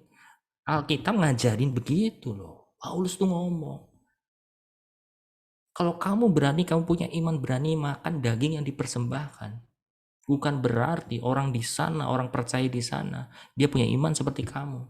Kalau kamu melakukan itu, kamu dosa. Karena dosanya apa? Kamu menuduh hati nurani orang lain. Seperti itu. Kejawab kira-kira, Bu Eva?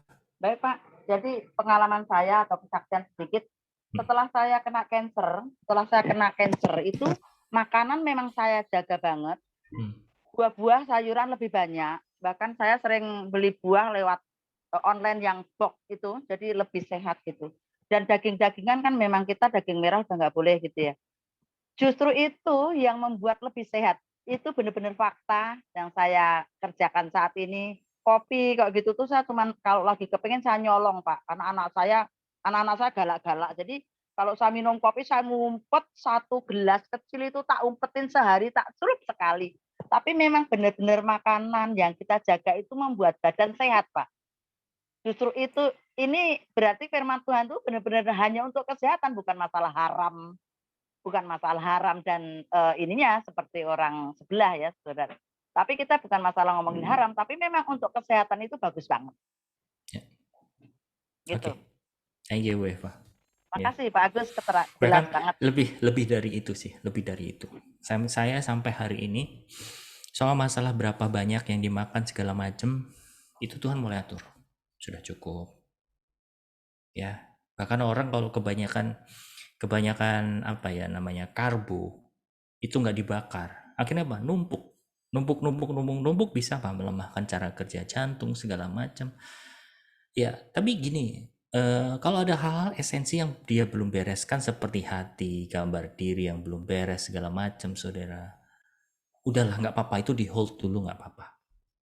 Mulai pelan-pelan dari hal yang elementary dulu, hal yang mendasar, tentang keselamatan dulu deh, tentang hati nurani dulu deh, tentang sikap hati dulu deh, itu aja, ya.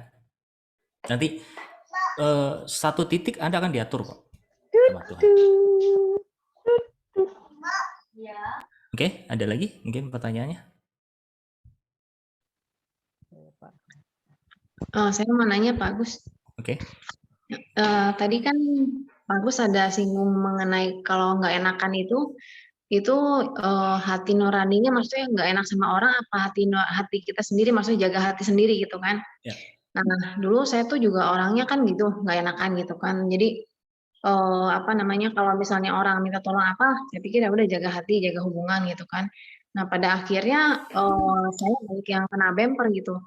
Nah pernah suatu kali apa namanya gerejanya persekutuannya Brandon deh, kan dia bilang maksudnya mau minta acaranya diadain di rumah gitu kan, bisa apa enggak gitu kan. Nah akhirnya saya bilang ya udah saya sanggupin gitu kan. Saya tahu itu berarti namanya ada anak-anak berapa belas anak di rumah, ya saya harus tahu lah bagian saya apa gitu kan, udah harus siap capek gitu kan.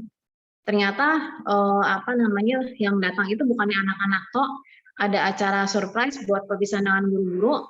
Akhirnya orang tuanya pun datang semua, dari beberapa orang tua dari anak-anak itu gitu kan. Akhirnya kan apa namanya ya saya yang capek lah gitu istilahnya gitu kan. Dan pas pulang itu saya terima itu dengan saya mungkin punya ekspektasi, karena saya mikir enggak lah, mungkin orang tuanya pada ngerti lah, ntar bantu lah apa segala macam gitu kan. Pada kenyataannya salah gitu kan, ya pulang aja, akhirnya saya yang capek dari pagi sampai malam gitu kan. Dan itu akhirnya mungkin sejak saat itu saya kayaknya kapok lah gitu, maksudnya kalau misalnya saya memang nggak bisa, saya daripada saya lakukan tapi saya ngedumel, akhirnya saya maksudnya jujur lah gitu kalau memang bilang nggak bisa gitu kan. Nah kalau itu kan saya belajar, maksudnya masalah saya tuh mungkin di zona nyaman ya, ketika saya nggak siap untuk repot, jadi saya akhirnya memberanikan diri untuk ngomong kalau misalnya memang nggak bisa gitu kan. Jadi masalah saya kan di zona nyaman gitu kan. Nah tapi kalau misalnya yang tadi kalau Pak Agus bilang kan mengenai jaga hati orang dengan jaga hati sendiri ya, itu kalau contohnya itu yang contoh konkretnya itu di kasus itu gimana ya Pak Agus? Ngebedainnya apa antara zona nyaman sendiri sama hati nurani? Karena kalau jaga hati orang itu kan mungkin hubungannya dengan kita memang harus siap untuk sangkal diri dan pikul salib untuk melayani orang gitu kan. Jadi karena saya pikirnya gitu, kalau jaga hati orang artinya saya udah harus siap sangkal diri, udah harus siap capek, udah harus siap pikul salib. Tapi kalau contoh konkretnya dengan jaga hati sendiri itu seperti apa ya Pak Agus? Thank you Pak. Oke, thank you, pertanyaannya sudah diperdalam Ellen. Jadi maksudnya gini ya, saya mengisahkan ya satu kondisi di mana saya tuh jadi orang nggak enakan, ya, karena rasa nggak enak gitu ya, nggak berani gitu ya untuk terus terang, terus ngomong apa adanya seperti itu. Jadi selama bertahun-tahun saya tinggal di dalam area itu, area zona nyaman saya juga Ellen, gitu ya. Dimana kalau ada sesuatu hal yang memang harus dipertegas, ada sesuatu hal yang harus kita jelaskan secara terang benerang, saya lebih takut. Takutnya kenapa? Dampaknya. Nanti kalau saya ngomong apa adanya, saya ngomong jujur sama orang ini, Ketika orang ini memang dibutuhkan atau membutuhkan keterangan, nanti dia akan malah gigit balik, tanda petik, mungkin akan menyerang balik segala macam. Daripada saya punya masalah, ya udah deh, lebih baik saya nggak ngomong. Dan itu akhirnya jadi gaya hidup. Akhirnya terus disembunyikan. Kalau ada sesuatu nggak mau terbuka. Alasannya apa? Jaga hati, jaga hati, jaga hati. Tapi akhirnya kebablasan. Kebablasan apa? Nggak mau repot, nggak mau menanggung konsekuensi, nggak mau kalau nanti ditanya-tanya segala macam, karena apa? Banyak faktornya, faktornya trauma, nggak enak, disudutkan segala macam. Akhirnya apa? Ya dia membentuk satu budaya dalam hidupnya, satu pola dalam hidupnya apa? Pola hidup yang tertutup. Nanti ya. Memang seperti tadi saya bilang, nggak ada rumusan pasti sih. Gimana ya caranya? Makanya yang paling penting adalah hati nurani. Sebetulnya, ketika saya nggak mau terbuka ini karena apa ya? Pertanyakan itu aja. Saya nggak mau ngomong ini karena apa ya?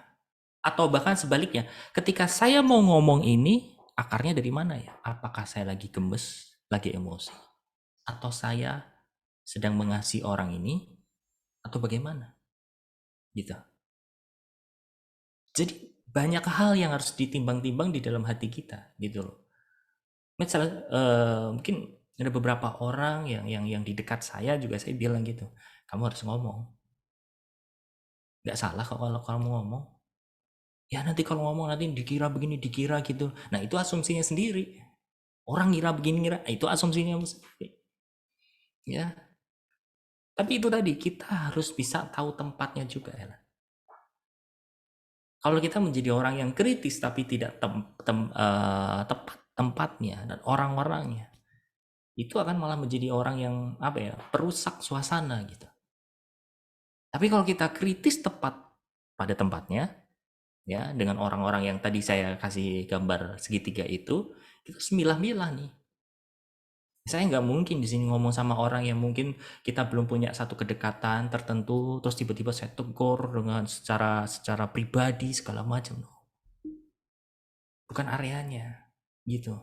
Tapi kalau orang yang memang sudah mau dimentorin dan punya kedekatan tersendiri, nah bisa masuk. Itu pun juga mesti harus dengan apa? Timbang-timbang.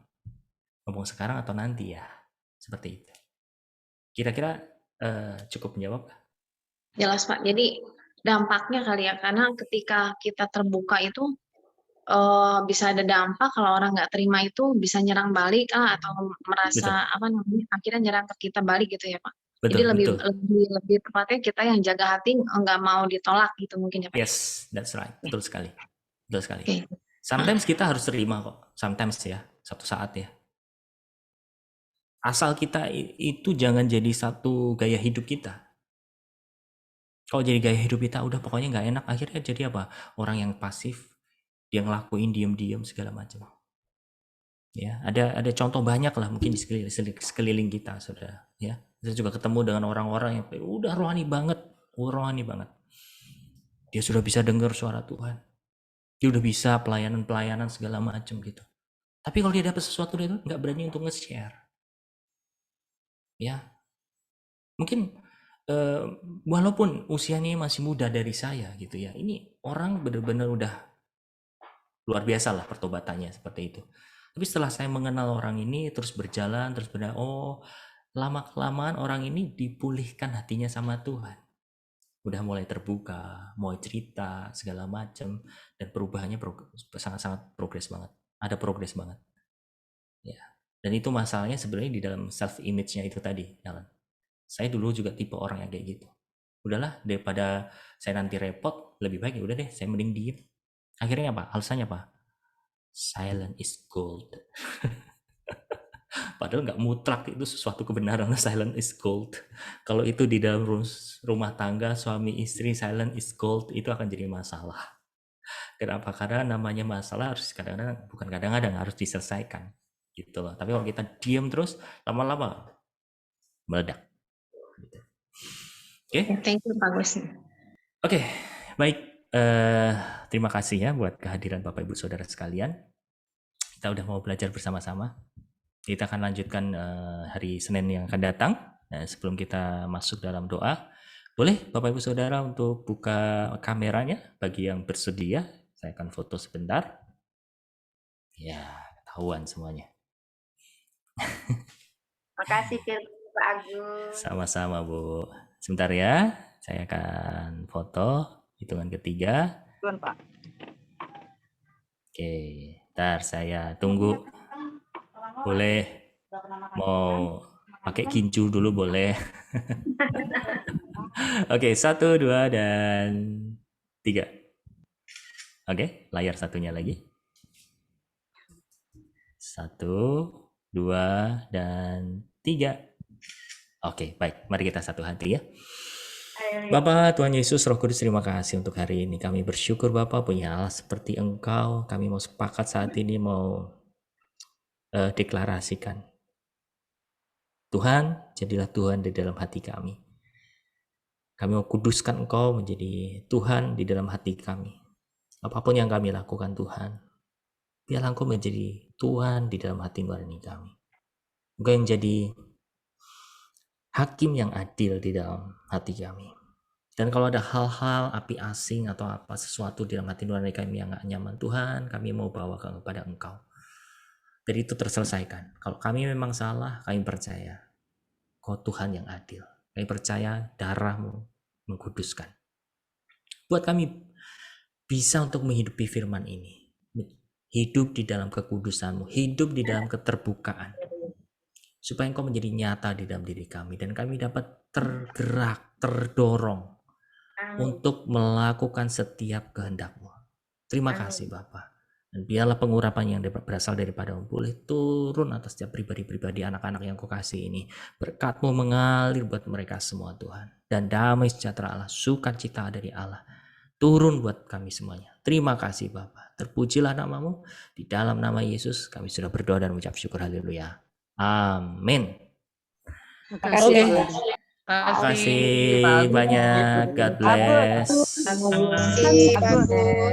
Selamat beraktivitas. Bye. God bless you all. God bless. Bless you all.